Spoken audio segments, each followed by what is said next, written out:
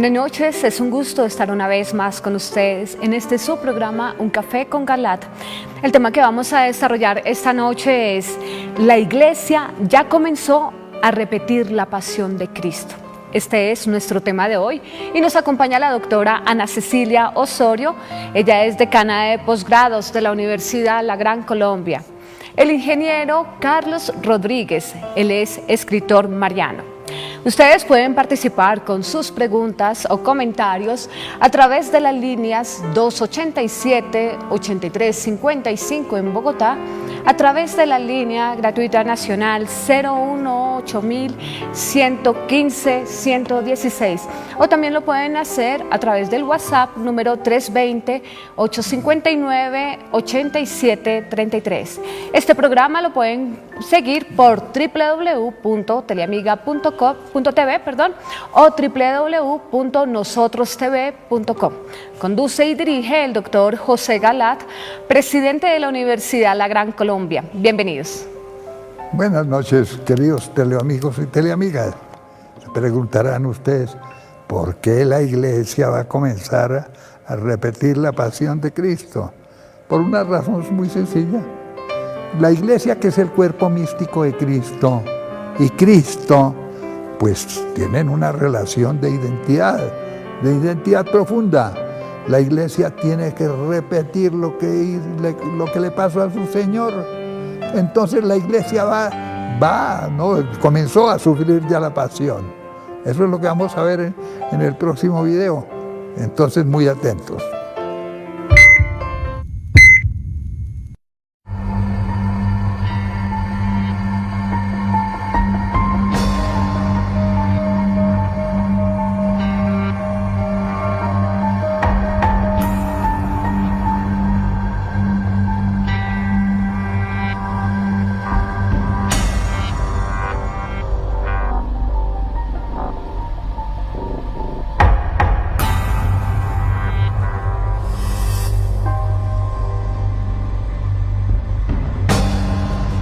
La iglesia ya comenzó a repetir la pasión de Cristo. Parte 1. Como Cristo padeció pasión, la iglesia, su cuerpo místico, también ha de padecer pasión. Pero como Cristo resucitó glorioso después de su muerte, del mismo modo la iglesia conocerá la gloria después de su propio sacrificio. ¿Y cómo es esto de que la iglesia debe padecer como padeció Cristo? Para comprender este misterio, que podríamos llamar de reduplicación de la pasión de Cristo por parte de la Iglesia, podemos remitirnos a dos fuentes. Una, el Catecismo de la Iglesia Católica, y la otra, unas palabras de San Pablo en Colosenses. En efecto, en el numeral 675 del Catecismo de la Iglesia Católica se nos dice: antes del advenimiento de Cristo, la Iglesia deberá pasar por una prueba final que sacudirá la fe de numerosos creyentes. La persecución que acompaña a su peregrinación sobre la tierra develará el misterio de iniquidad bajo la forma de una impostura religiosa que proporcionará a los hombres una solución aparente a sus problemas mediante el precio de la apostasía de la verdad. La impostura religiosa suprema es la del anticristo, es decir, la de un pseudo-mesianismo en el que el hombre se glorifica a sí mismo, colocándose en el lugar de Dios y de su Mesías venido de la carne. El Catecismo de la Iglesia Católica en este numeral nos habla, primero, que la Iglesia debe pasar por una prueba final. Esa prueba es precisamente la negación de las verdades de la fe y de la moral, promovida con anticipación por teólogos, luego transmitida a sacerdotes, obispos, cardenales, como lo hemos mostrado en numerosos programas anteriores. Y lo peor es que es sostenida desde las más altas cumbres de la comunidad eclesial, por nadie menos que el Papa Francisco, o el que supuestamente es el pontífice Jorge Mario Bergoglio. El numeral 675 del Catecismo de la Iglesia que estamos comentando nos dice que esa apostasía sacude la fe de numerosos creyentes. También es lo que está sucediendo ahora, cuando muchas ovejas de la grey están tragando los pastos envenenados que les suministran los teólogos, obispos y hasta el propio Papa, Gran parte de las ovejas desorientadas también arrastran su propia culpa, por la formidable ignorancia en que han permanecido gustosas, cuando debieron haber alimentado su fe con la Biblia y con el propio catecismo de la Iglesia. Frente a los que aplaudieron masiva y delirantemente a Francisco en su visita a Colombia, dejándose llevar por entusiasmos y pálpitos sin razones, es oportuno recordarles aquí las palabras del profeta Oseas 4:6. Mi pueblo perece por falta de conocimiento. Qué triste que por ignorancia el pueblo de Dios en su mayoría vaya a perecer y perder la vida eterna. ¿Cuánto de pereza hay en esta ignorancia? ¿Cuánto de descuido? ¿Cuánto de omisión culpable? Por eso de nuestra parte, recuerda a nuestros teleamigos que no nos cansamos de decirles que estudien la Biblia y el catecismo de la Iglesia. Si muchos lo hubieran hecho, como no nos cansamos de aconsejarlo, hoy no estarían diciendo los errores que dicen, que basta que la insensatez la diga el Papa para creerla como si fuera verdad. Pobrecitos, no saben que son víctimas de su propia papolatría. Sí, son víctimas, porque pretenden tragar entero y además no discernir los pastos en que deben alimentarse. Claro que los que enseñan atrocidades contra la fe son más culpables que las ovejas ignorantes, que con terca ceguera han querido permanecer en su ignorancia, ya que pudiendo salir de ella, no lo han hecho. El numeral 675 del Catecismo de la Iglesia que estamos comentando nos habla de las persecuciones a los fieles cristianos. Este numeral nos alerta sobre una serie de persecuciones que vendrán sobre las ovejas fieles. Ya el propio Jesús nos había puesto en guardia sobre los poderes perseguidores que harían su agosto contra los que permanecieran en su palabra y en sus enseñanzas. Así lo relatan los 4 evangelistas de este modo, comenzando por Mateo 24:9. Ustedes serán entregados a la tribulación y a la muerte, y serán odiados por todas las naciones a causa de mi nombre. Pero el mismo Jesús nos muestra el lado positivo de dichas persecuciones, también en Mateo 5:10-11. Felices los que son perseguidos por practicar la justicia, porque a ellos les pertenece el reino de los cielos. Felices ustedes cuando sean insultados y perseguidos, y cuando se los calumnie en toda forma a causa de mí. En Juan 15:20-21 el Señor nos dice: si me persiguieron a mí, también los perseguirán a ustedes. Si fueron fieles a mi palabra, también serán fieles a la de ustedes. Pero los tratarán así a causa de mi nombre, porque no conocen al que me envió. También en Marcos 13:13, serán odiados por todos a causa de mi nombre, pero el que persevere hasta el fin, se salvará. Y Lucas 6:22 también nos expresa: felices ustedes cuando los hombres los odien, los excluyan, los insulten y los proscriban, considerándolos infames a causa del Hijo del Hombre. Pero ya mucho antes, en el Antiguo Testamento, Yahvé Dios nos advirtió contra los populistas y los teólogos que piensan hacer de la fe en Jesucristo un caramelo, en que se elimina el pecado y las responsabilidades y consecuencias que nuestros malos comportamientos producen, ya que dice que todo el mundo se salva, cumpla o viole los mandamientos. En efecto, en el libro del Eclesiástico 2:1, Yahvé Dios nos previene contra los que predican una salvación light al decirnos: hijo, si te decides a servir al Señor, prepara tu alma para la prueba. Pero no olvidemos estas otras palabras más fuertes del mismo Jesús en San Lucas 9:23.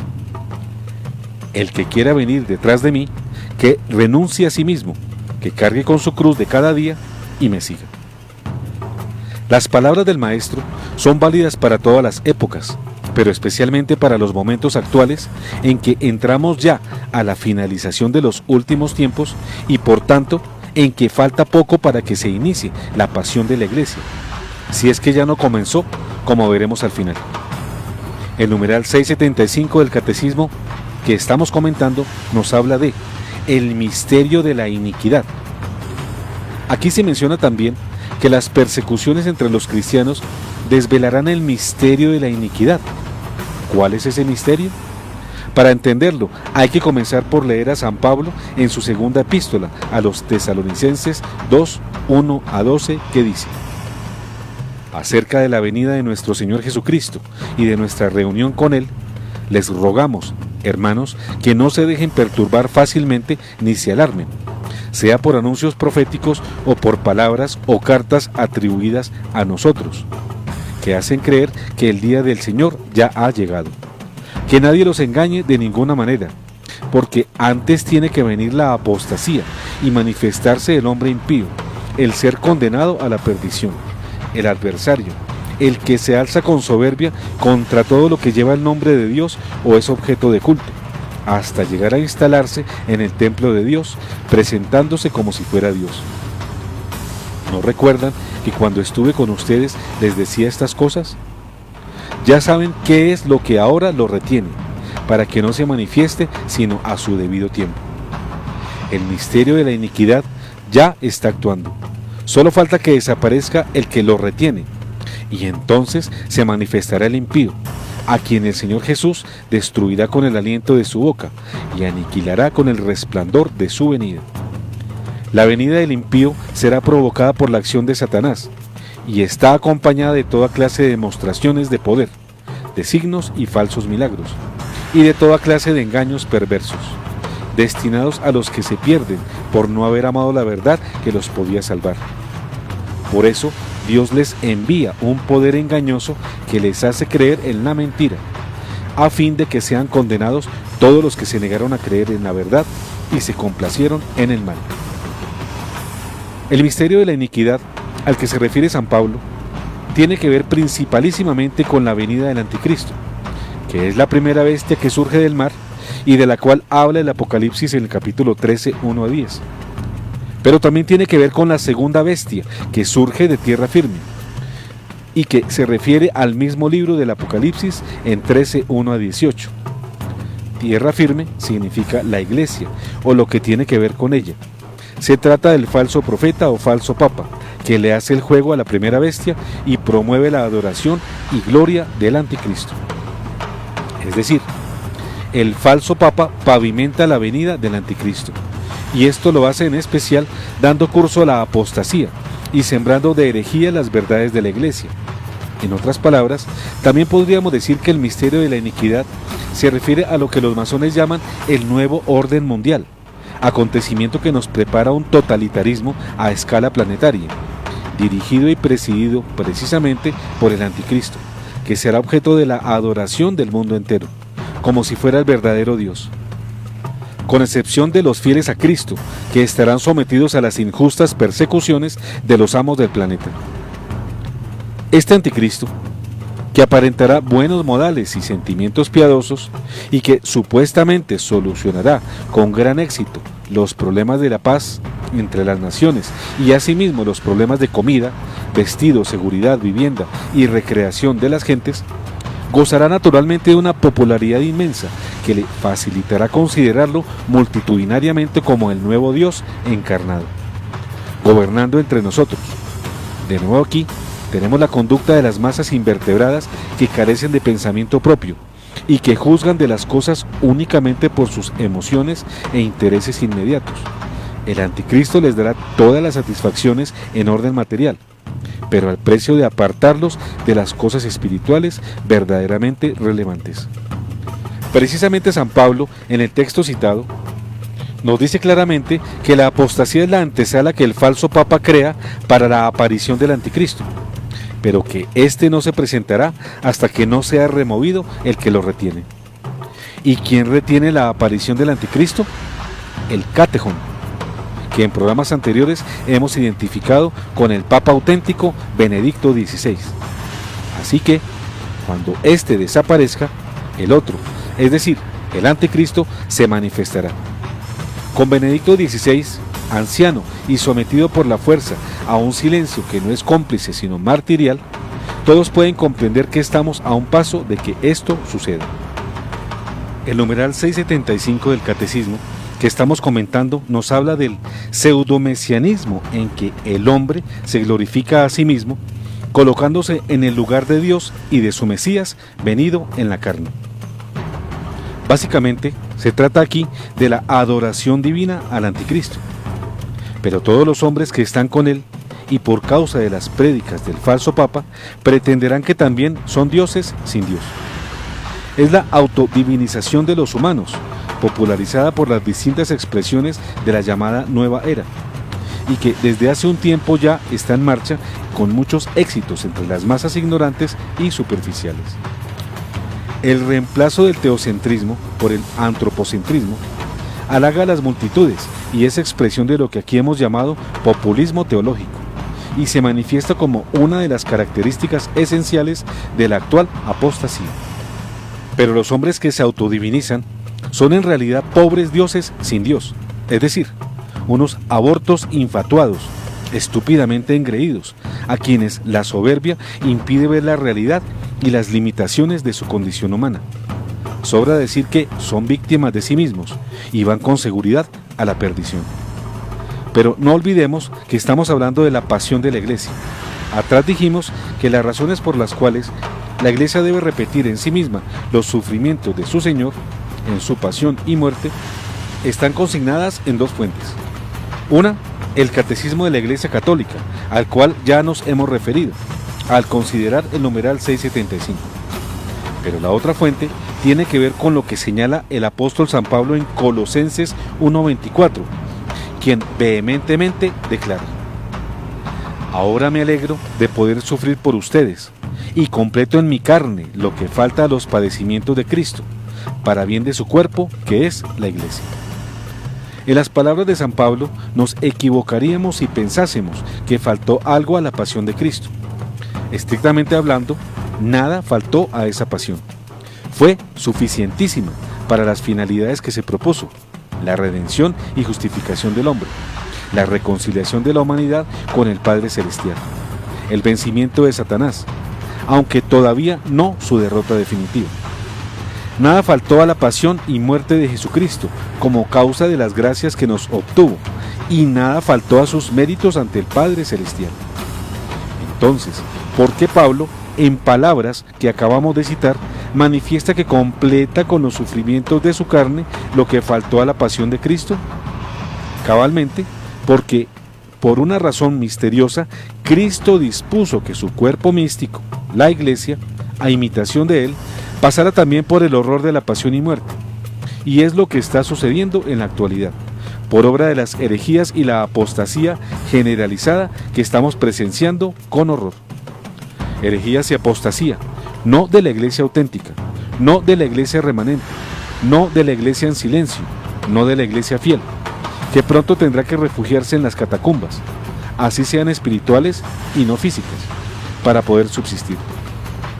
La culpabilidad de las traiciones a Cristo y a su doctrina es enteramente obra de la antiiglesia, de la Iglesia presidida por el falso Papa, que está haciendo ahora tristemente las veces de Judas Iscariote, quien se las entregó al mismísimo demonio.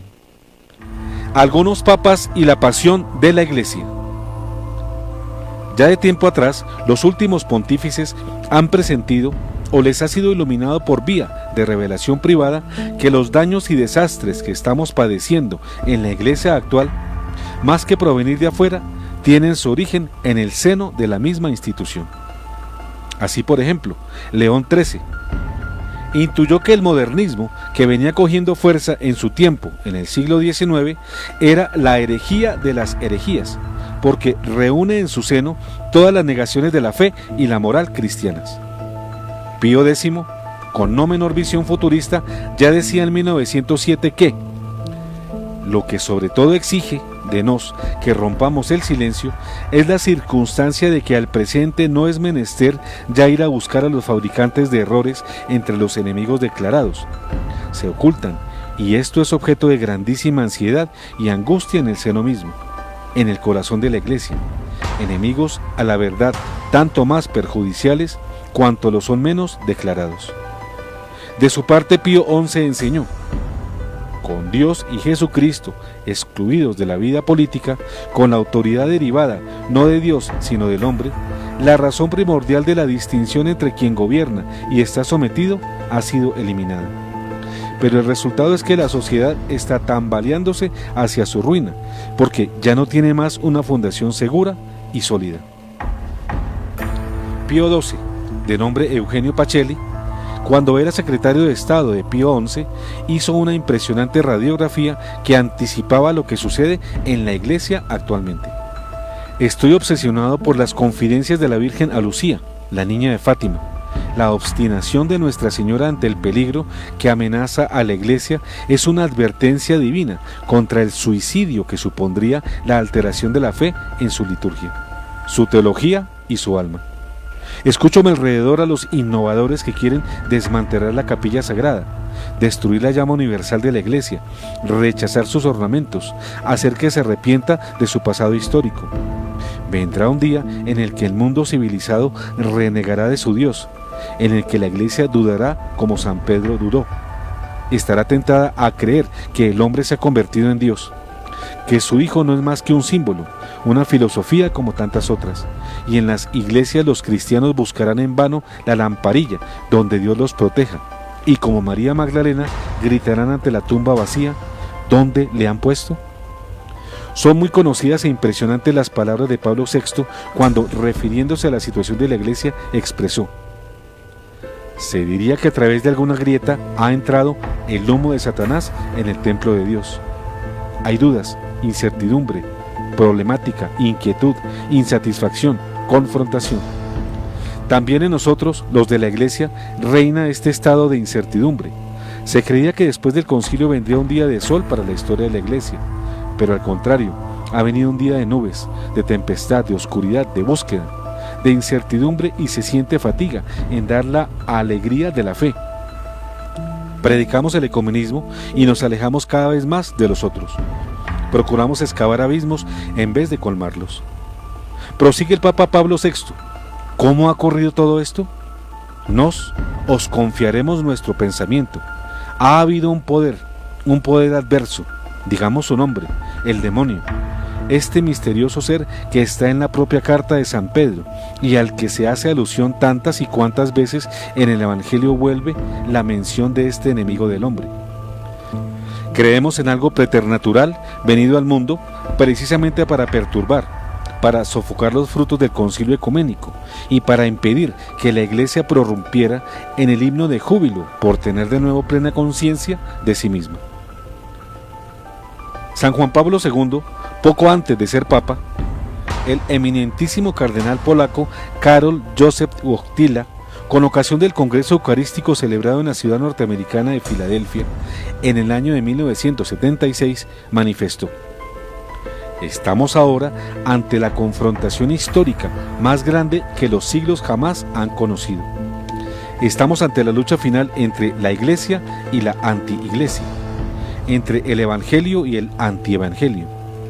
No creo que el ancho círculo de la Iglesia estadounidense ni el extenso círculo de la Iglesia universal se den clara cuenta de ello, pero es una lucha que descansa dentro de los planes de la divina providencia y es un reto que la Iglesia entera tiene que aceptar.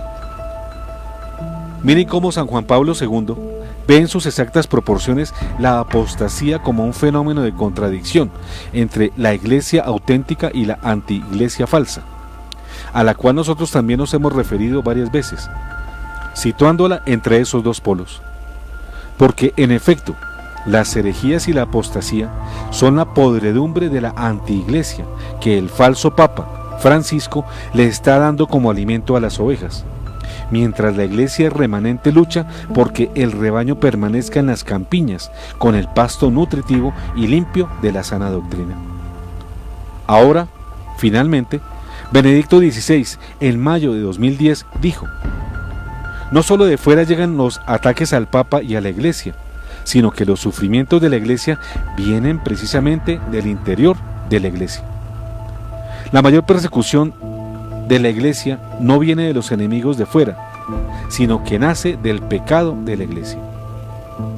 Hoy, permítasenos comentar este pensamiento del Papa auténtico, Benedicto XVI, acerca de que los sufrimientos de la Iglesia vienen precisamente del interior de ella, porque esto quiere decir que son los Judas pertenecientes a su entraña los maestros de las insensateces contra toda la sana doctrina, sobre todo comenzando por el Judas más alto, el de arriba, el Papa Francisco. Todos ellos constituidos en un cáncer que poco a poco causa fatigas y desangres doctrinales en la barca de la fe.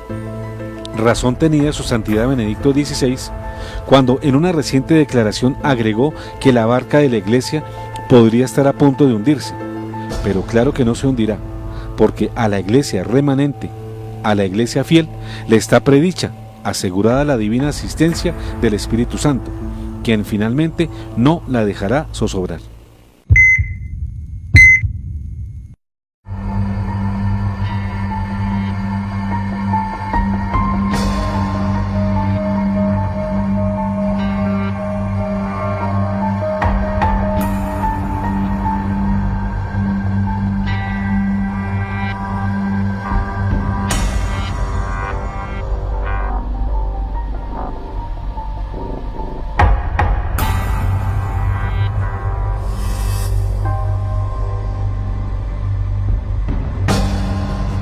La Iglesia ya comenzó a repetir la pasión de Cristo. Fin, parte 1.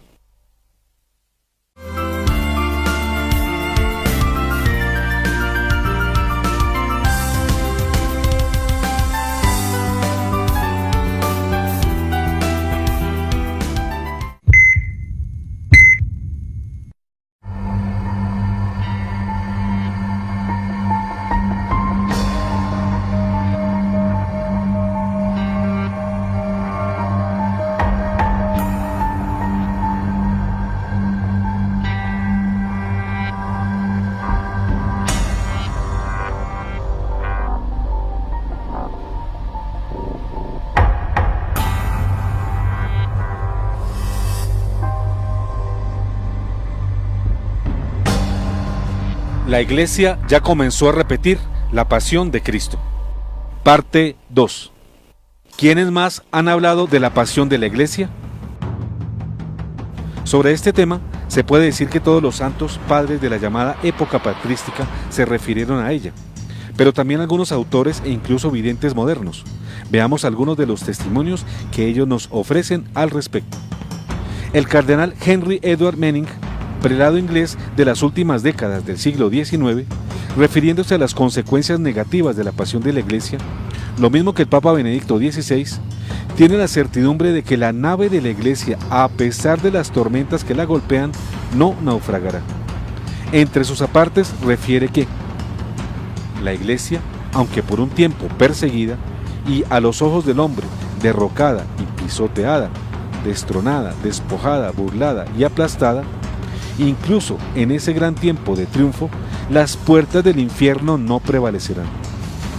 En la Iglesia de Dios hay una resurrección y una ascensión, una realeza y un dominio, una recompensa de gloria por todo lo que ha soportado. Como Jesús necesita sufrir en el camino de su corona, así será coronada eternamente con él. Que nadie entonces se escandalice si la profecía habla de los sufrimientos por venir. Citando a San Hipólito, el cardenal Manning continúa más adelante. Entonces la Iglesia será dispersada, echada al desierto, y será por un tiempo, como era al principio, invisible, escondida en catacumbas, en cuevas, en montañas, en lugares de escondite. Por un tiempo será barrida, por así decirlo, de la faz de la tierra. Tal es el testimonio universal de los padres de los primeros siglos. Autores recientes, como Christopher Fleming, hacen una descripción análoga de la pasión de la Iglesia, relacionándola con la misma pasión de Cristo, en estos términos. Sabemos que la Iglesia, el cuerpo místico de Cristo, tendrá que sufrir una pasión parecida a la de nuestro Señor en los últimos tiempos, porque conviene que la Iglesia, la esposa de Cristo, padezca lo mismo que padeció nuestro Señor, para identificarse hasta el extremo con su divino esposo.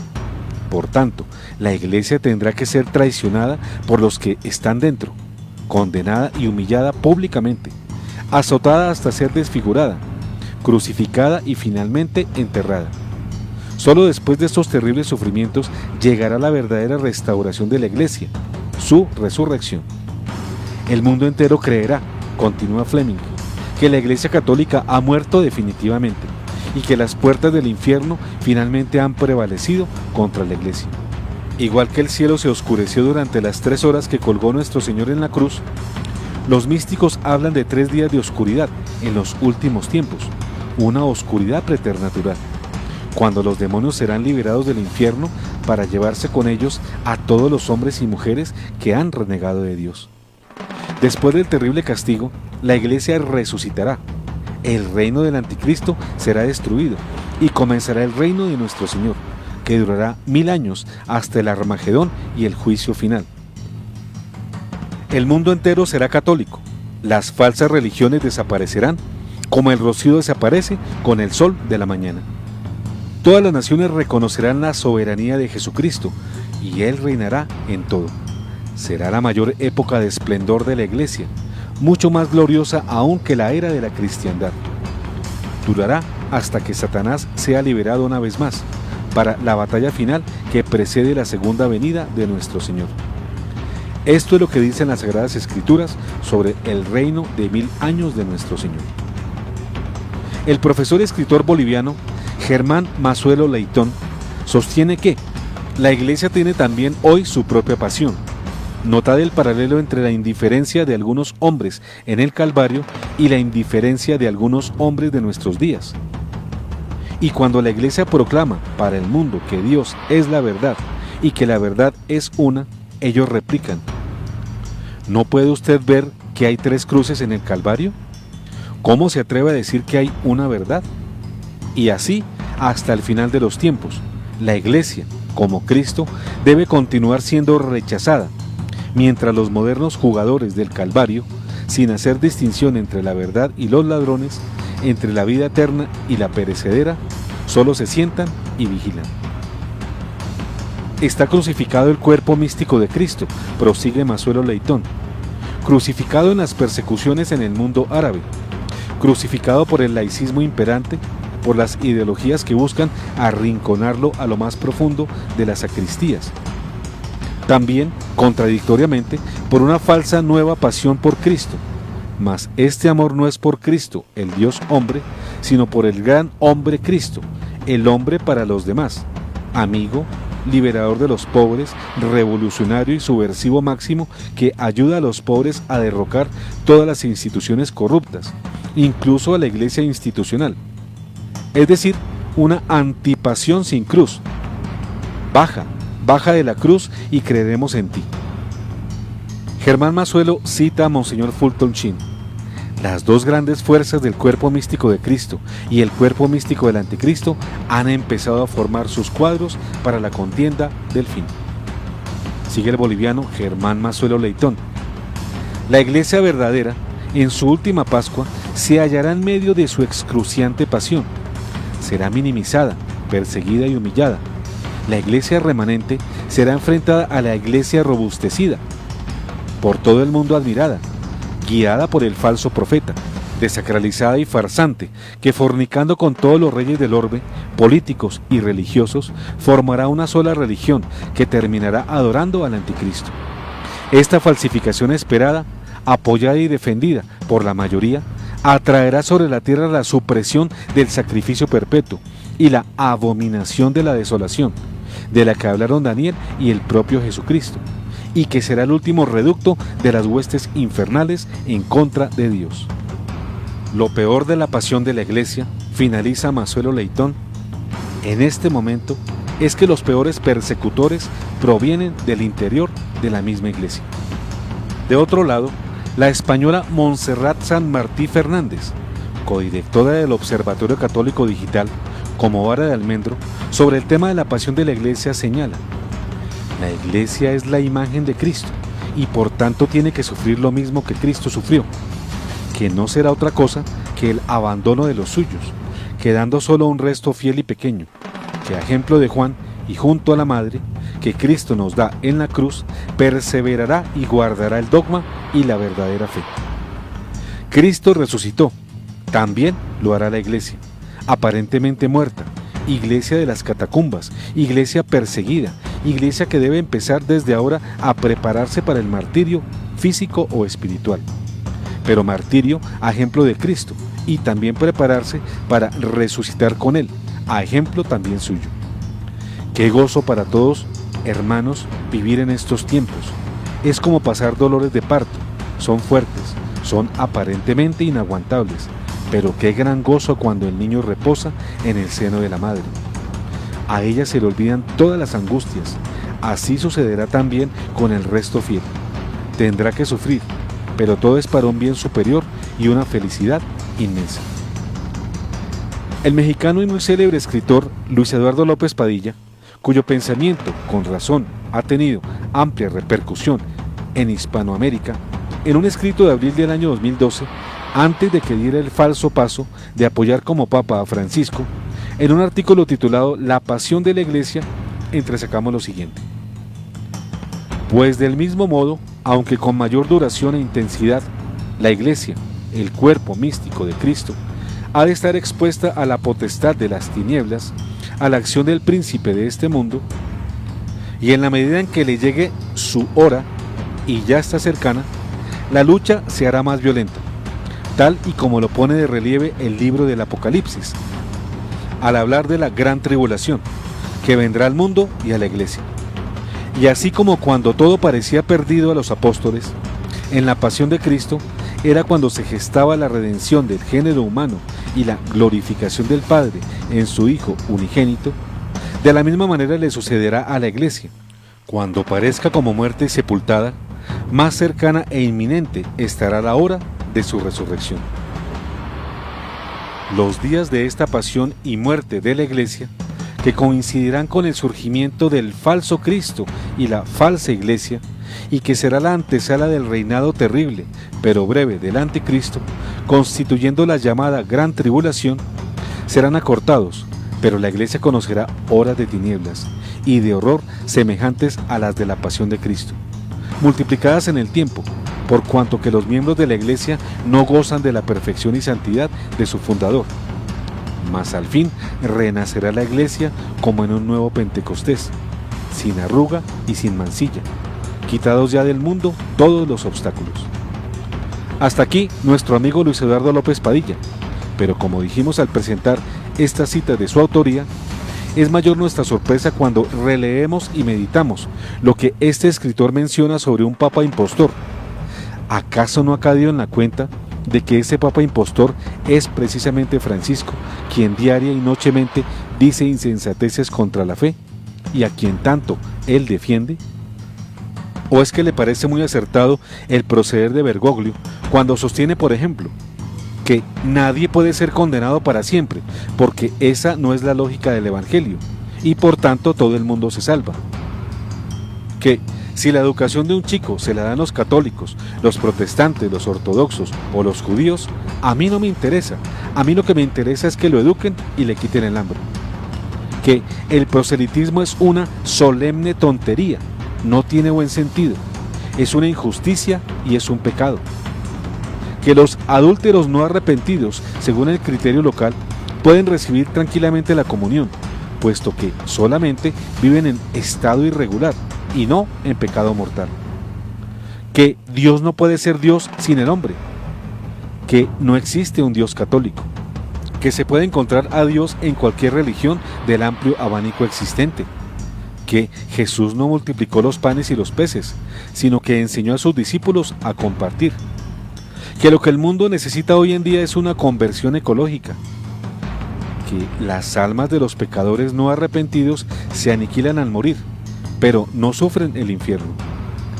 Que Martín Lutero, el gran heresiarca, quien rasgó la unidad de la Iglesia e inició la reforma protestante, es un verdadero testigo del Evangelio y es digno de alabanza, y que la Iglesia Católica debe celebrar los 500 años de su pecado mayor al lado de los luteranos. Que no se puede juzgar el homosexualismo ni pedir la conversión de los gays y las lesbianas. Que no se le pueden pedir gracias baratas a la hoy llamada Santita María. Que la Santa Misa es una simple memoria y no la actualización del sacrificio de Cristo en la cruz y de la última cena.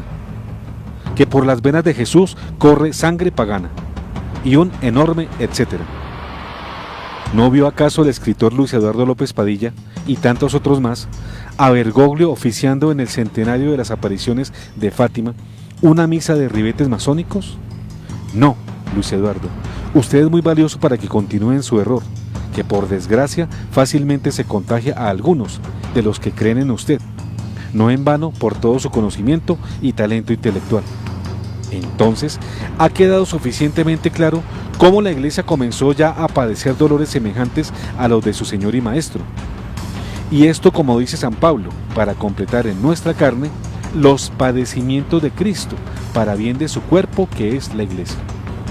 Pero también ha quedado claro que al final de los últimos tiempos, cuando se complete esta pasión de la Iglesia, dichos dolores serán recompensados por el glorioso triunfo de la barca de Jesucristo. Y así verá cómo habrá los cielos nuevos y tierra nueva del milenio de paz y felicidad, prometido en el capítulo 20 del Apocalipsis. A propósito de la pasión de la Iglesia, reproducimos el mensaje de la Santísima Virgen María al padre Stefano Coppi, el Viernes Santo 28 de marzo de 1986, en Dongo, que habla de la pasión de la esposa de Cristo. Dice la Santísima Virgen María: estoy de pie junto a la cruz sobre la que Jesús vive las postreras horas de su dolorosa agonía. En mi corazón inmaculado de madre, oprimido por el dolor, escucho el grito de su supremo lamento: Dios mío, ¿por qué me has abandonado? Escuchad conmigo hoy, hijos predilectos, este grito. Es como el vértice de todo su padecer, el culmen supremo de todo su dolor. Oh, revivid conmigo, madre herida y afligida, estos inefables momentos de su dolorosa pasión. La agonía de Getsemaní, la traición de Judas, el abandono de sus discípulos, la renegación de Pedro, los ultrajes y la condenación del tribunal religioso, el juicio ante Pilato, la horrible flagelación y la coronación de espinas, su dolorosa subida al Calvario, el espasmo de las manos y los pies traspasados por los clavos y las 3 interminables horas de atroz agonía suspendido en la cruz. He aquí al Cordero que, sin un balido, se deja conducir al matadero. He aquí el verdadero Cordero de Dios que quita los pecados del mundo. Sobre el corazón de este manso cuerpo, de víctima inmolada y crucificada, gravitan todos los pecados del género humano, toda la iniquidad redimida por su sacrificio. Dios mío, ¿por qué me has abandonado? Sobre este corazón divino, tan quebrantado y oprimido, que siente hasta el abandono del Padre, pesa también toda la falta de correspondencia y de gratitud de su Iglesia, nacida como cándida esposa, del regazo de tan profundo padecer. ¿Por qué todavía hoy Jesús sigue siendo abandonado, renegado y traicionado por los suyos en su Iglesia? Le reniegan los que le posponen a sus propias conveniencias, a la búsqueda de sí mismos, al placer de ser acogidos y aplaudidos. La soberbia les lleva a muchos a renegarlo con las palabras y con la vida. No conozco a ese hombre. Le traicionan también los pastores que no se cuidaban del rebaño que les ha sido confiado, que callan por miedo o por conveniencia y no defienden la verdad frente a las acechanzas de los errores, ni protegen a sus ovejas del terrible asalto de los lobos rapaces que se representan disfrazados de corderos. Le abandonan muchos sacerdotes y religiosos que dejan el estado de su excelsa vocación y que no viven ya en la fidelidad debida a sus compromisos y se dejan arrastrar completamente por el espíritu del mundo que vive. Le rechazan y rehuyen muchos fieles que siguen las ideologías hoy de moda, pero que proponen valores opuestos a los del Evangelio y se ajustan a componendas con tal de obtener siempre la aprobación de todos. En verdad, el Viernes Santo se repite hoy en una forma inmensamente mayor y más universal que cuando sucedió en el momento de la pasión y muerte de mi Hijo Jesús en la cruz. A un gesto de entonces corresponden ahora miles de gestos. Por esto, en su cuerpo místico, que es la Iglesia, Jesús continúa repitiendo su doloroso grito: Dios mío, ¿por qué me has abandonado? es el dolor de vuestra Madre Celeste, que se renueva hoy, al ver que se repiten en la Iglesia los mismos sufrimientos que experimentó Jesús en este día de Viernes Santo. Ved si hay un dolor igual al mío.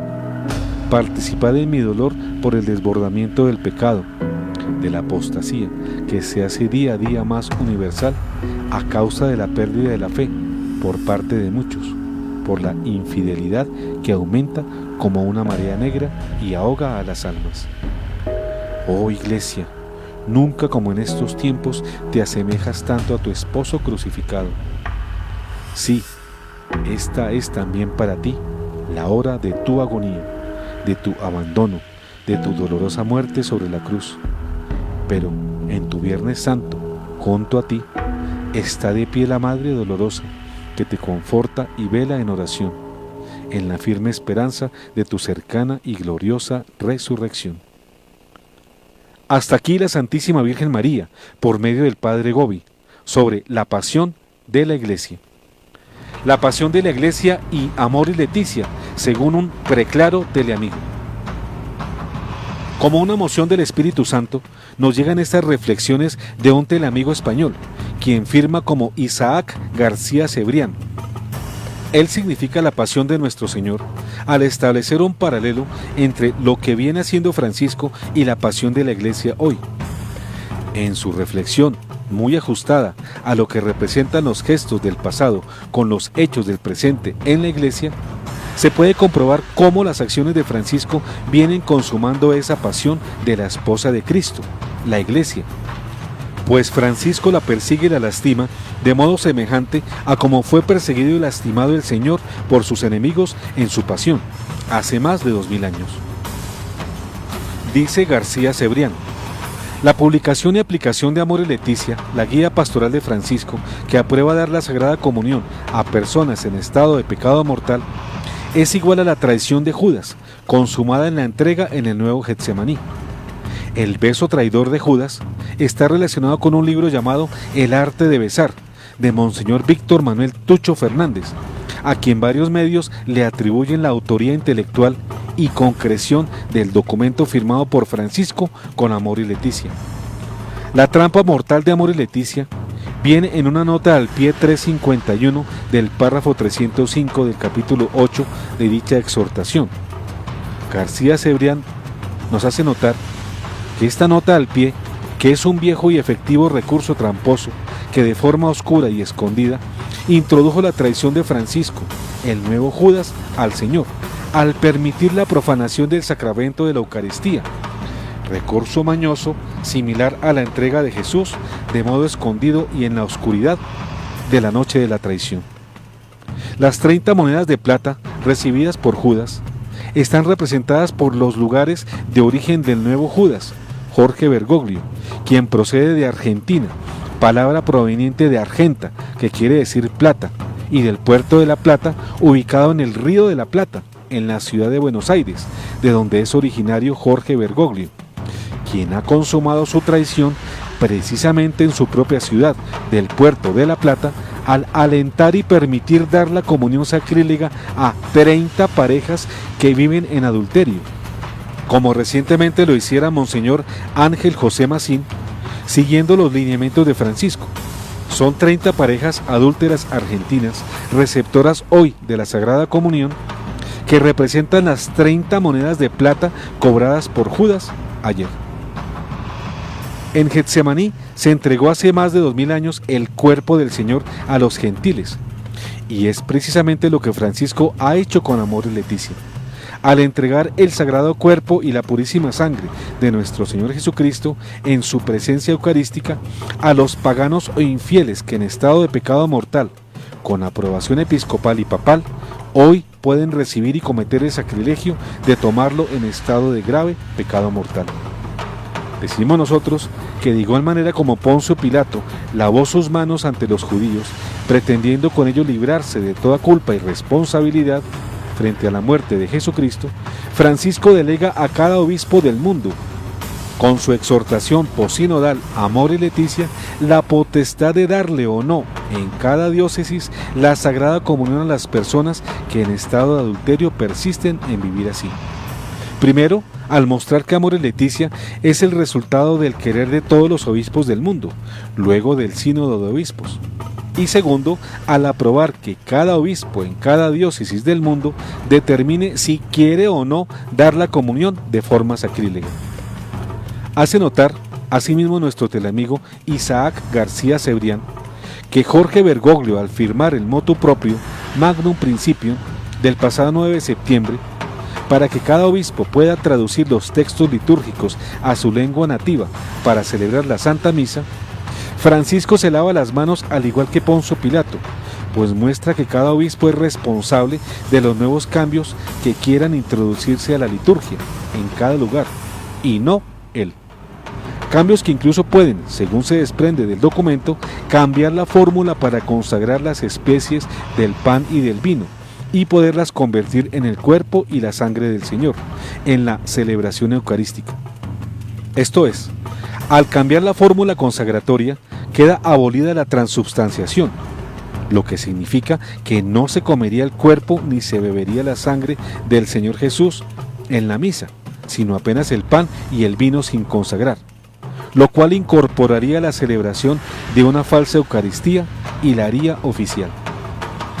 Este agudo teleamigo establece el paralelo entre las declaraciones de Francisco en Villavicencio, Colombia, el pasado 8 de septiembre, donde dijo con notorio énfasis que por las venas de Jesús corre sangre pagana, y el silencio cómplice del pueblo colombiano al aplaudir y no rechazar tal blasfemia, pues compara este acto con el momento en el que el pueblo judío elige al pecador Barrabás en vez de elegir al Señor Jesús, instante en el que el pueblo escogió la sangre pecadora y pagana de un delincuente a la sangre pura y sin mancha del Señor, y cómo este pueblo grita enardecido allí mismo, que su sangre caiga sobre nosotros.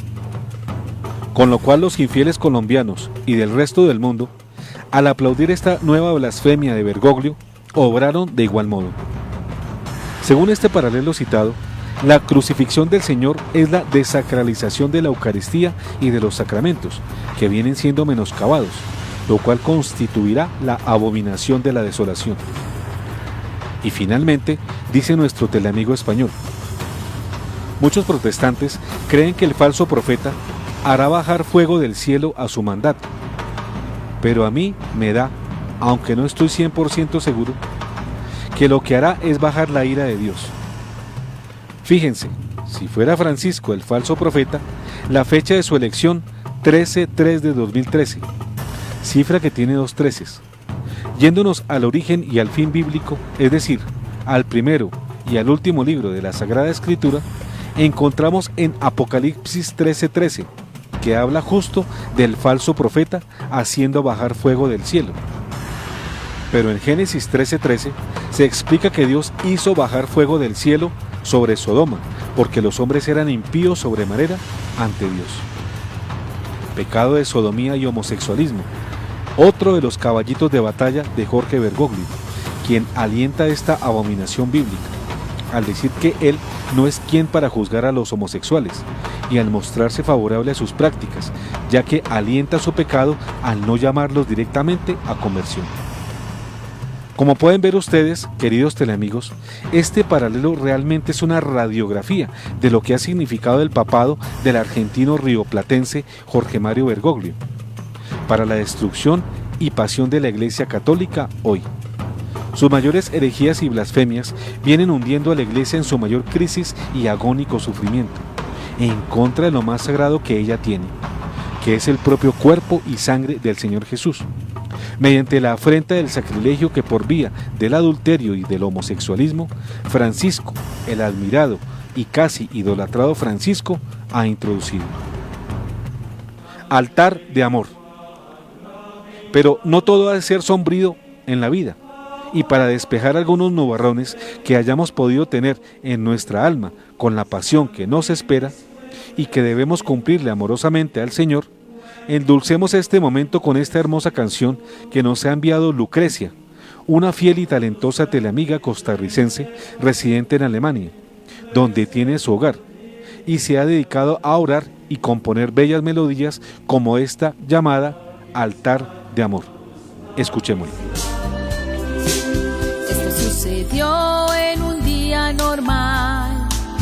Me disponía a rezar en mi altar. Escuché una voz que me llenó de amor, que jugueteaba y me deseaba alcanzar. Yo no sabía que era el Señor, quien nos enviaba angelitos de amor, quien nos enviaba angelitos de amor. Ellos fueron víctimas de un pecado mortal, les quitaron la vida, el sustento y abrigo, esa bendición que una querida mamá le da a un hijo siempre en el camino, le da a un hijo siempre en el camino. La la la la la la, la la la la.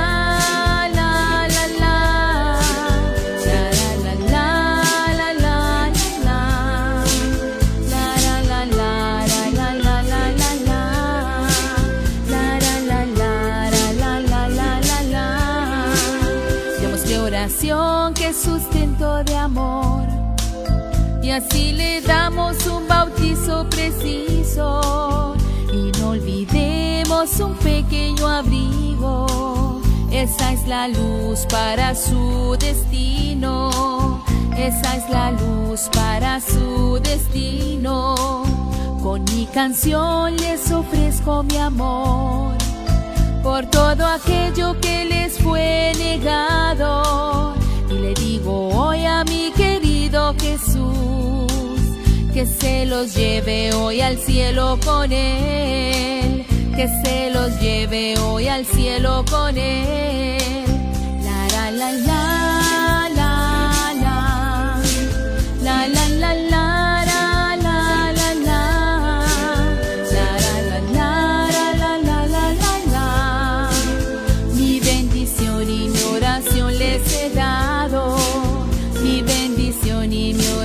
Les he dado, esa es la luz para su camino, esa es la luz para su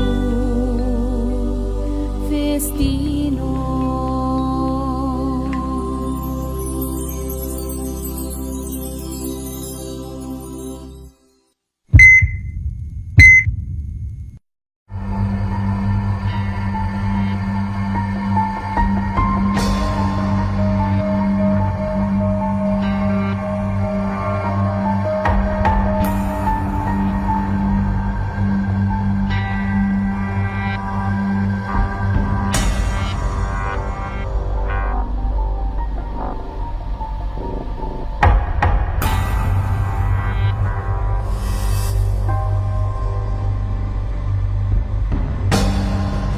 La Iglesia ya comenzó a repetir la pasión de Cristo. Fin.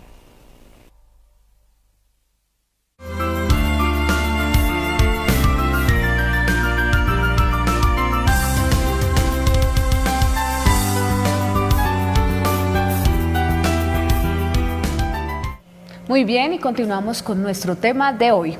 La Iglesia ya comenzó a repetir la pasión de Cristo. Este es nuestro tema. Ustedes pueden participar a través de las líneas 287-8355 en Bogotá, a través de la línea gratuita nacional 01-8115-116 o por WhatsApp al número 320-859-8733. Doctor. ¿Ha habido comunicaciones? Muchísimos mensajes, doctor. Nos encantaría leerlos todos, pero pues nos toca seleccionar algunos. Vamos a mirar aquí los primeros que están. Y bueno, este dice así: buenas noches, amigos de Un Café con Galat. Les escribo desde el municipio de la Argentina, Huila, pequeño pueblecito del suroccidente del Huila. Doy gracias a Dios por mandarnos personas como ustedes, llenas de Espíritu Santo, que nos instruyen y enseñan tantas cosas buenas y sobre todo verdaderas. Les comento que desde el pasado sábado nos quitaron Teleamiga, aunque el párroco es muy discreto con estos temas por orden de la diócesis de Garzón, ya nos había dicho que no miráramos Teleamiga. Como ya inició la persecución contra la verdadera iglesia, la única forma que algunos tenemos para seguir sus enseñanzas es en Facebook. Agradezco que compartan por este medio lo que más puedan y si por casualidad llegan a leer este mensaje, bueno, por favor no mencionen mi nombre. Solo hay una iglesia en el pueblo y me da miedo que me prohíban asistir a la Santa Misa. Bueno, a propósito, Facebook, entonces nos ven ahí a quienes se les elimine la prestación de servicio por televisión. Así es. Tenemos otro, dice, buenas noches, les habla y saluda Jorge desde Sabaneta. Dios los bendiga. Me gustaría que leyeran lo siguiente. Si Dios desde el Antiguo Testamento pedía para el holocausto siempre un cordero sin mancha, sin defecto, ¿cómo va a ser impuro y defectuoso el cordero de Dios? Es ilógico, porque Dios no se contradice. Y si los corderos para el sacrificio debían ser sin mancha, ¿cuánto más Jesucristo y su preciosísima sangre? Muchas gracias, Dios los bendiga a todos y saludes a los doctores Galat y Arango. Excelente argumento. Comentarios. Sí. Si en la antigüedad, en el Antiguo Testamento, el cordero debía ser sin mancha y puro, ¿qué tal el nuevo cordero de Dios en el Nuevo Testamento? ¿Qué cuento es ese de Bergoglio de que Jesús tenía sangre pagana? Esa es una enormidad que el Papa dijo en Villavicencio. Pero tranquilos, fíjense, tomen nota ustedes. ¿Qué hizo el pueblo cuando oyó eso? Aplaudió, porque por ignorante. Por eso estamos insistiendo aquí en que deben leer la Biblia, estudiar la Biblia, hacerse parte de la Biblia, viviéndola. Y así quedan inmunes frente a las herejías y las negaciones de la fe que están oyendo. Pero mire que también es muy triste que una vez el Papa pronunció estas palabras en sus comentarios, yo tuve conversación con algunos sacerdotes y lo más lamentable es que los sacerdotes aseguran que eso es verdad. Entonces, si los propios sacerdotes dicen que mirando la genealogía eso se dio, pues entonces, ¿qué nos espera? Es que no han aprendido a distinguir la genealogía de Jesús de la Inmaculada Concepción de María y la plenitud de gracia de ella que purificó toda su sangre. Pero vamos a oírte. Bueno, durante el video vimos una presentación muy amplia de argumentos desde los papas hasta los grandes analistas y escritores actuales de catolicismo tradicional en el sentido perfecto de la palabra. Ser católico y tradicional es redundante, es lo mismo. Defendemos el depósito de la fe. Pero también nos acercamos un poco a los argumentos de la profecía privada que anunciaban que esto habría de ocurrir, la apostasía de la Iglesia al fin de los tiempos, dirigida por el falso profeta. Vimos inclusive del padre Gobi un pasaje muy significativo que muestra cómo esto tenía que suceder inclusive previo al colapso del mundo y al último periodo de la historia. Pero si queremos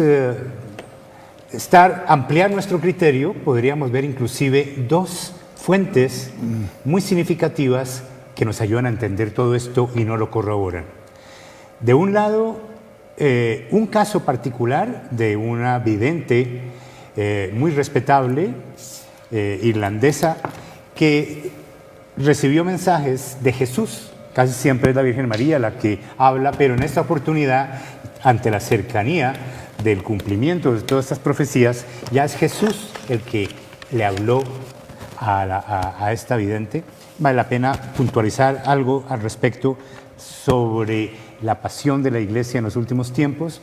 Y un segundo caso que muestra la pasión en la parte más delicada, en la estructura de la Iglesia, y es el de Singer Bergoglio. El primer caso se refiere a María de la Divina Misericordia, una vidente que empezó a recibir mensajes desde el 2011, 2 años antes de que hubiera cambio papal, y desde ese tiempo empezó a advertirle a la Iglesia, a Jesús a través de ella, que tuviéramos cuidado porque había componendas para tumbar al Papa Benedicto XVI y subir a otro Papa que no sería apropiadamente escogido.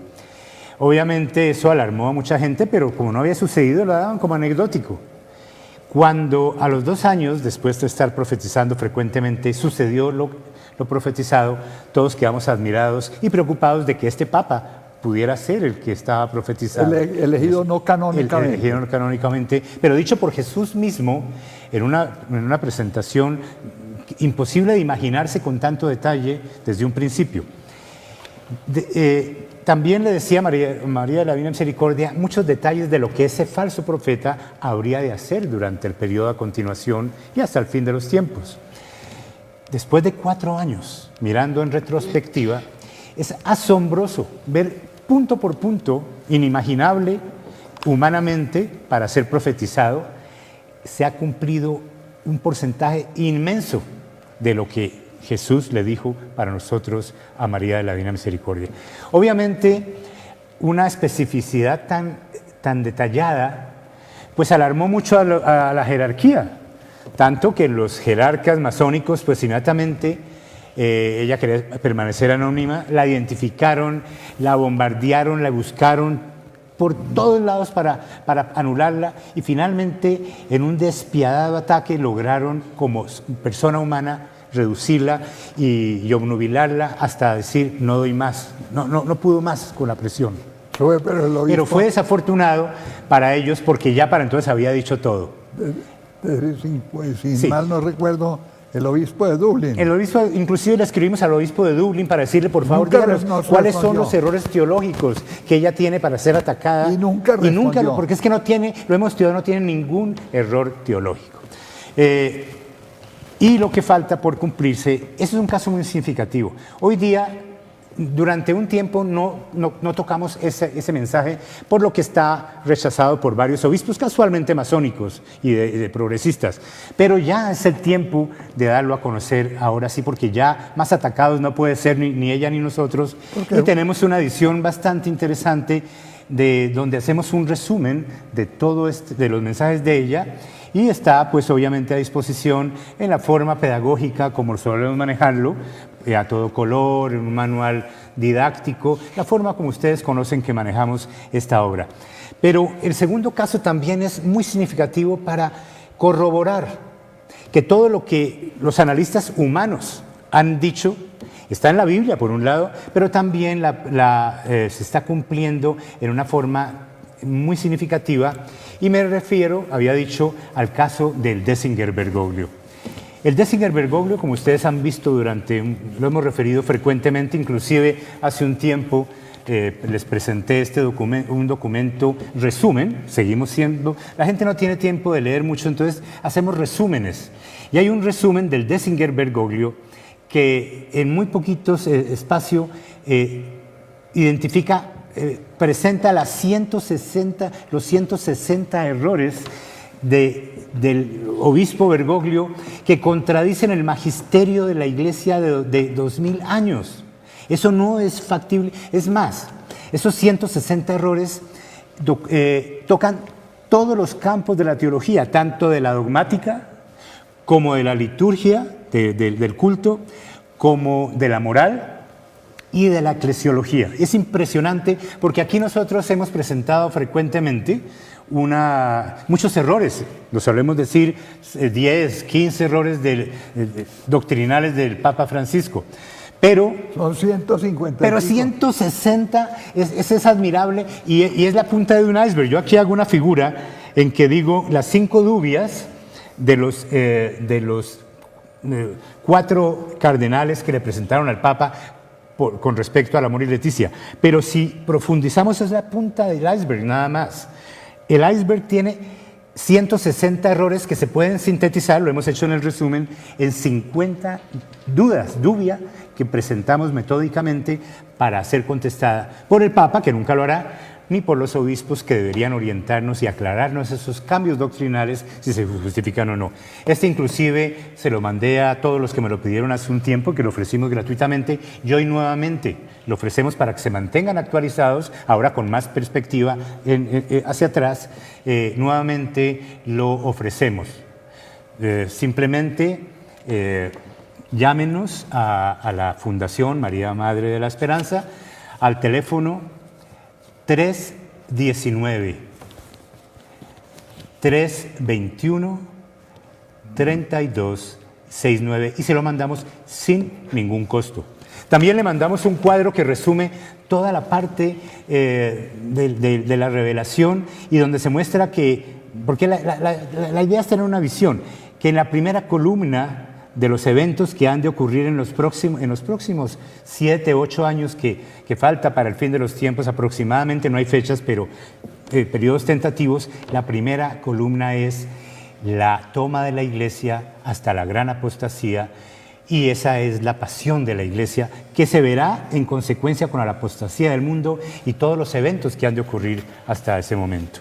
Entonces, llámenos para poderles orientar, que nos digan su correo para mandarles todo esto y poderles orientar cómo sacarles provecho. También podremos decirle a los que tengan el privilegio, por decirlo así, de este caso tan especial, que resume todo lo que Jesús resume y reitera lo que la Virgen María ha dicho durante 150 años en los 5 continentes sobre la apostasía de la Iglesia y los signos de los tiempos. Solo que lo hace más concreto y más específico, y bueno, es una forma interesante. Llámenos entonces 319-321-3269 para orientarlos con todo este material. Y luego vamos a recibir una llamada que... Así es, doctor. Recibimos a Carlos. Nos está llamando desde Medellín. Carlos, buenas noches. Muy buenas noches. Un saludo para todos y me gustaría plantearle 2 cuestiones. La primera cuestión es un agradecimiento a ustedes por todo el bien que hacen con sus programas y con toda esa ilustración que nos hacen sobre la fe y sobre la situación actual de la Iglesia. Muchísimas gracias, sus programas son todos excelentes. La segunda cuestión, yo escuché en programas anteriores que hablaron sobre que el padre Juan Jaime Escobar de Medellín estaba pues en la negación del demonio.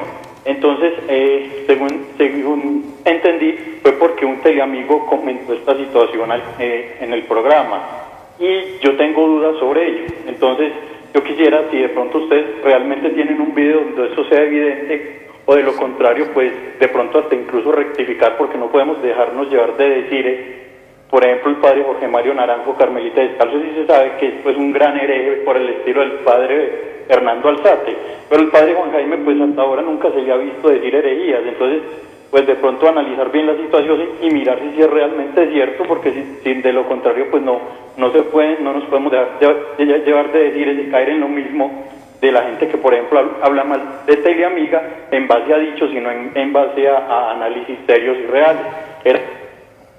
Muy interesante tu punto de vista, que sirva de rectificación. Pero 8 días después de que la televidente llamó, se presentó en el video y ahí salió el video, justamente se sacó de YouTube, en donde el padre Escobar salía hablando. O sea, ese video se lo presentamos aquí mismo en un café con Galat 8 días después. Y el testimonio de 2 sacerdotes que lo reafirmaron como testigos. Carlos, que las realidades se imponen a través de estos testimonios. Y que de todas maneras las grabaciones están y no se inventan. La señora llamó, nos colocó en alerta, se investigó, se miraron videos y efectivamente está el tema. Entonces, lamentamos mucho, Carlos, tu buena intención de disculpar a este sacerdote, pero aquí tenemos las pruebas.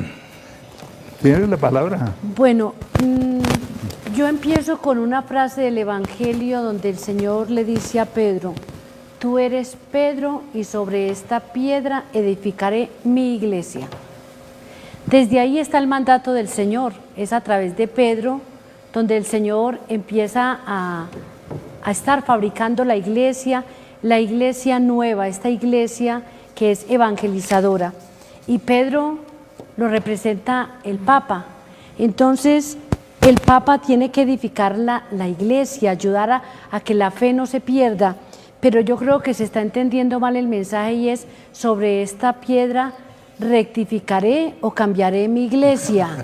Y eso nos cuestiona, porque yo desde muy niña he escuchado esta frase y siempre he creído que la misión del Santo Padre es custodiar y vigilar la fe, vigilar y custodiar la sana doctrina y... el depósito que llaman. Claro, el depósito de la fe. Y no entender el mensaje, pero bueno, pues si nos dijo que por las venas de Jesús corre sangre pagana, pues yo me imagino que entenderá que hay que tumbar la iglesia, formar una iglesia nueva con todo, hacer la iglesia heterocatólica como dice, y entonces este mandato del Señor, ¿dónde queda? Hay que recogerlo, porque en la actitud y en lo que hace el Papa Francisco no es el mensaje que el Señor le dio a Pedro hace rato, hace más de 2000 años, y más de 2000 años hemos creído en ese mandato que le dio el Señor a Pedro, que custodiara la fe y que velara por la fe de todos y cada uno de nosotros. Se acabó. Entonces, ¿qué nos espera? Orar mucho, orar, orar, orar, porque cada día se avecinan cosas terribles. Ustedes están viendo las catástrofes tan duras que han pasado en México. Nosotros no estamos exentos de que nos pase algo así, y cómo nos irá a encontrar preparados el Señor para los que creemos en la vida eterna. Porque hace poquito muchas personas me decían que para qué rezábamos tanto si para eso existe la reencarnación. Entonces, predicado que por sacerdotes. Entonces yo digo, estamos muy Eso mal. es de la nueva era. La palabra del Señor dice muerte y se acabó. Y se acabó. Entonces, pues yo me asusto porque yo no creo que Ya no hay otra vida. ya no hay otra. Es decir, hay que prepararse acá para la vida eterna. Y yo siempre le digo a la gente, para los que creemos, tenemos la esperanza de que un encuentro profundo con el Señor, y que va a ser de acuerdo a lo que nosotros hayamos luchado y trabajado aquí en la tierra. Nosotros acá tenemos, voy a hacer una comparación, acá tenemos el pasaporte. Cuando queremos ir a algún lugar buscamos la visa. Entonces todos los católicos y todo el mundo tiene un pasaporte, pero para entrar al cielo hay que conseguir la visa, y esa visa se adorna con los mandamientos, los sacramentos, las obras de misericordia, conservando la fe, visitando el Santísimo Sacramento. Yo me extraño de que se vaya a cambiar la fórmula de la consagración cuando hay tantas pruebas de milagros eucarísticos. Entonces, si no está presente ahí el Señor, ¿por qué hay un milagro eucarístico? ¿O es una mentira? Pero muchos sacerdotes le ha tocado confrontar esa falta de fe cuando el Señor en la hostia se les manifiesta y se pone carne viva. De modo que no echemos al traste, como diría el doctor Galat, lo que nos han enseñado y lo que hemos aprendido, sino por el contrario, reafiancemos nuestra fe y así quedemos 20, pero 20 convencidos. 15, pero 15 convencidos, y si quedamos 2, que seamos 2 convencidos defendiendo la fe. Y por otro lado, como se acabó el tiempo, quiero agradecerle la oración que estamos haciendo por Emanuel, el niño Emanuelito, del Carmen de Viboral. Sigue muy malito. Hay unos diagnósticos y pronósticos muy duros para el niño y muy duro para los padres de familia. Pero yo sé que si oramos le arrancamos el milagro a Emanuelito, si oramos todos en cadena. ¿Cómo dices tú? Emanuelito no puede, tú sí puedes, ayúdalo, ayúdalo, ayúdalo. Y se van a imaginar que Emanuelito está ahí acostado con el Emanuelito para que reciba esa sanación grande. Y por otra parte... Del tocayo, del tocayo, claro. Porque él sí puede. Él sí puede, por supuesto. No es sino hacer pin y listo. Y quiero decirles que también les pido oración para la peregrinación que vamos a realizar a Tierra Santa. Ya estamos a unos escasitos días y yo necesito que oren mucho por nosotros para que sea un encuentro profundo por los caminos del Señor, a ir a vivir la pasión de Cristo. Cuando veía el video, yo recordaba cada lugar tan maravilloso de allí de Tierra Santa que vamos a pasar y que por supuesto van a estar todos ustedes teleamigos en ese recorrido. Y si de pronto alguno todavía está interesado, pues llame al 315-601-3168. a ver si de pronto tiene puesto 315-601-3168 y siempre unidos en la oración. Dios les bendiga. Ana Beatriz. Bueno, tengo 3 punticos corticos. El primero, para salvar nuestra alma, no la salvamos solamente siendo felices. Si queremos realmente salvar nuestra alma, tenemos que cumplir los mandamientos y todas las enseñanzas que nos ha dejado Jesús. Recuerden, Dios no nos quiere solamente buenos, Dios nos quiere santos, así que tenemos que luchar por la santidad. Segundo punto, muchos me han preguntado sobre la visita, la gira o el simposio que vamos a realizar con el doctor Alberto Villasana de México, aquí en Colombia. Esto está totalmente confirmado para el 18 y 19 de noviembre. Estén muy preparados porque más adelante les daremos mayores detalles sobre lo que será este simposio, sobre la fe y esperanza para el final de los tiempos. Es decir, la sorpresa es quién acompañará a este doctor, Esa ¿no? es la gran sorpresa, ¿no? Bueno, en vista de lo cual... ya Y la terminaste. última, doctor, que esta sí ya es cercana.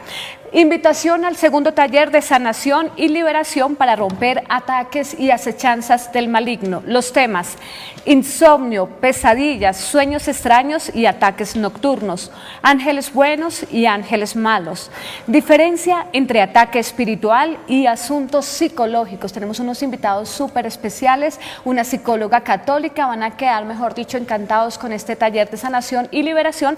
Será en Medellín el día sábado 30 de septiembre a las 10 de la mañana en el Hotel Nutibara. El domingo será en el Centro de Convenciones AERE. Este queda en la calle 113, número 780, a las 8 de la mañana en Bogotá. Y el lunes será en Bucaramanga en el Hotel Chicamocha a las 5 de la tarde. Para mayores informes se pueden comunicar al 578-1888 o al celular 320-439-5475. Ahora sí, muchas gracias, doctor. En vista de lo avanzado de la hora, solo quiero decirles que en el próximo programa vamos a tratar muy a fondo, muy juiciosamente, esa desafortunada expresión del Papa Francisco, que en Villavicencio dijo que por la sangre de Cristo, que por las venas de Cristo y por las venas de María corría disque sangre pagana. Ya lo vamos a ver bien claro en el próximo programa. Y hasta entonces, mis queridos teleamigos y teleamigas.